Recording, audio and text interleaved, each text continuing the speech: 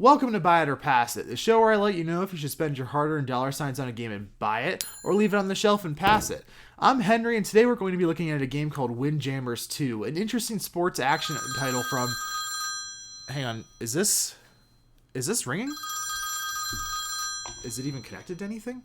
Hello? Oh, hey, Corporate, what's up? You need me to get a co-host. Why? Because I'm not critical enough? Okay, can I at least pick who it is? Oh, you want me to lead the search committee? Yeah, I can do that. Do I get a budget? I do. Okay. Okay, let me see what I can come up with. Thanks. Alright, audience, look, I'm going to have to get us a co-host for this show, so I'll tell you what, I'm going to cut away here and we'll see what I can do.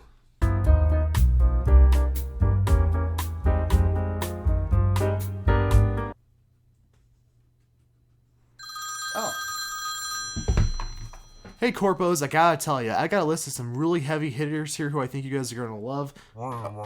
Wait, what do you mean we don't have a budget anymore? Guys, you just told me it was fine. What am I supposed to do? The audience is here. You know what? Never mind. I'll figure it out. Okay. Bye. Thanks. Alright, look audience, it looks like Corporate's not going to help us out at all with this co-host situation, so I gotta get you guys into a review before you lose interest here. Let's think. Okay, well... They didn't say that the co-host had to be a person. It could be an object or anything. It could be an animal. How about a guinea pig? His name's Myles.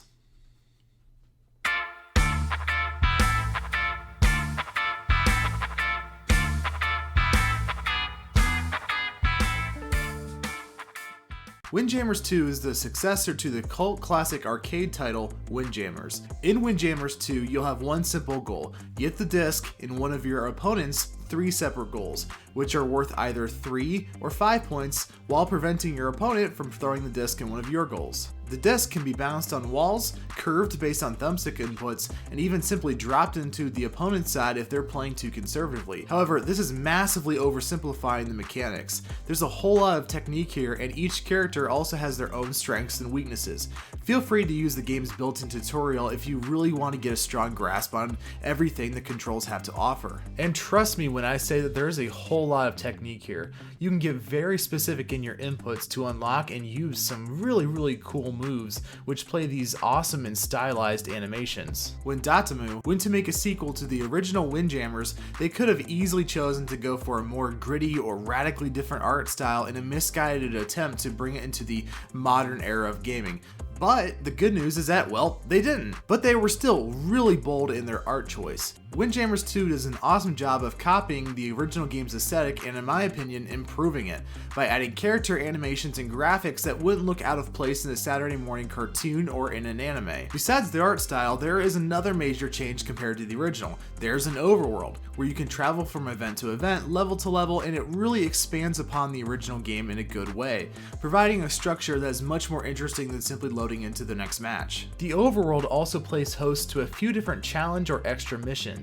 These pretty much function as mini games and are a really fun way to spice up the gameplay. The levels you load into are also very varied, featuring not just drastically different looks, but different gameplay elements as well. For example, the casino level doesn't have the standard 3 or 5 point goals. Instead, the point value is actually on the disc itself, which raises the stakes significantly depending on which disc you are throwing or defending against. Windjammers 2 also features an online mode, where you can play with anyone across the globe. Not exactly anything revolutionary here, but obviously the original arcade title didn't have it, so it's definitely a welcome addition. Hang on, Henry, I think you're glossing over some stuff. Yeah?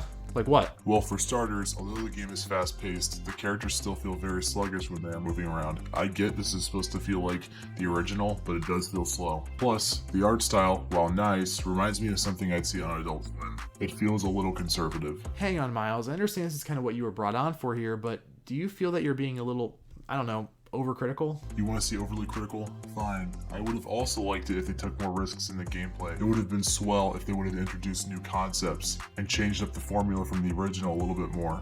At the end of the day, there is very little to do in this game. The bonus missions we talked about are nice, but I wish there was more here, especially for almost a $20 price point. I like Windjammers 2. It's a worthy sequel to the original, and there's just very little like it.